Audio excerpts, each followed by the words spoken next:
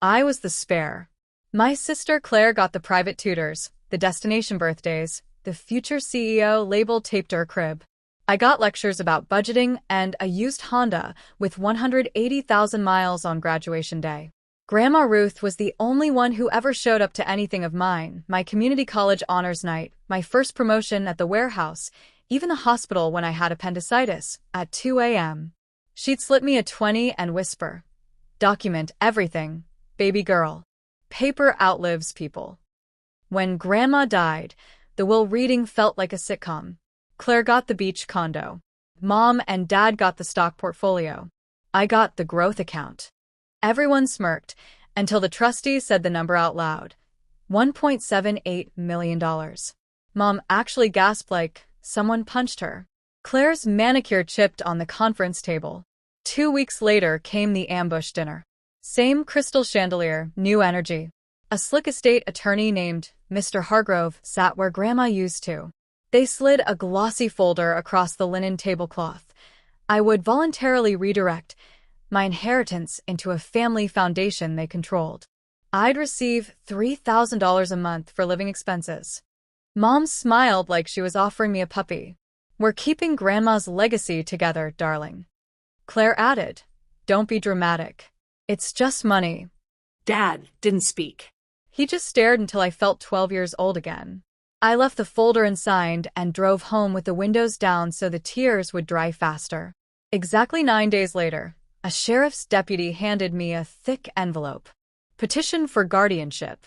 They were asking a judge to declare me financially incapable because of impulsive decisions and emotional instability.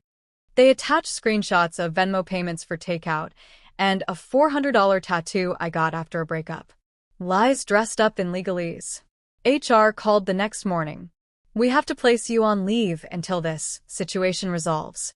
Translation: "You're toxic now." Social media became a war zone.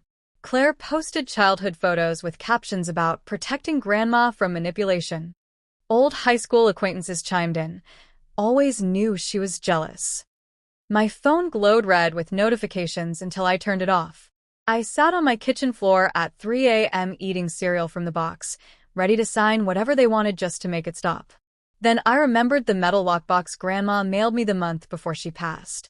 Inside was a single flash drive labeled, "In case they get stupid." I plugged it in. Folder named Insurance. 1 PDF. 1 clause buried on page 23. Any heir who files suit or causes suit to be filed challenging the distribution herein shall immediately forfeit their bequest in its entirety to the Ruth M. Carter Opportunity Fund. Grandma had written in the margin in purple ink, "Love you bigger than their greed, kid." I laughed so hard I scared my cat. I mailed certified copies to every lawyer on their team with a polite 72-hour deadline to withdraw. They responded by upgrading the petition to claim Grandma had dementia and I'd isolated her in her final months. They even produced a new will, dated 3 weeks after Grandma was already cremated. That's when I stopped playing nice. I spent $4,800 I didn't have on a forensic document examiner in Chicago. Results came back in 6 days. The new will was printed on paper that wasn't manufactured until last year. Ink chemistry wrong. Signature a high-res copy-paste. I also did some light weekend stalking of public records. Claire's influencer marketing agency? Bankrupt, $580,000 judgment. Parents' house? Lease pendens filed. Foreclosure auction in 60 days. The math was brutal. They needed my money or they were homeless. So I did the one thing they never expected. I filed an appearance as my own attorney. 4 years of night school, zero fanfare. Bar cards still smelled like fresh plastic. Court day. I walked in wearing the same coat, hair in a bun sharp enough to cut glass. Claire saw me first and whispered something that made Mom clutch her pearls. Dad looked like he'd swallowed a lemon. The judge, an unimpressed woman with half-moon glasses, said, "Counsel for the respondent?" I stood. Ava Carter, appearing pro se, Your Honor, admitted to the bar March of this year. You could hear Claire's jaw hit the marble floor. 47 minutes later the gavel dropped. Petition dismissed. Forfeiture clause triggered. Forged will reported to the state police. $28,000 in sanctions. The beach condo and the stock portfolio now fund full-ride scholarships for kids who work third shift. Claire sells eyelash extensions in a strip mall now. Mom and Dad live in a beige apartment off the highway. They still send birthday cards to an address I no longer use. I kept enough to wipe out my debt, buy a little blue house with creaky floors, and start a practice that only takes cases where someone's family tried to steal their future.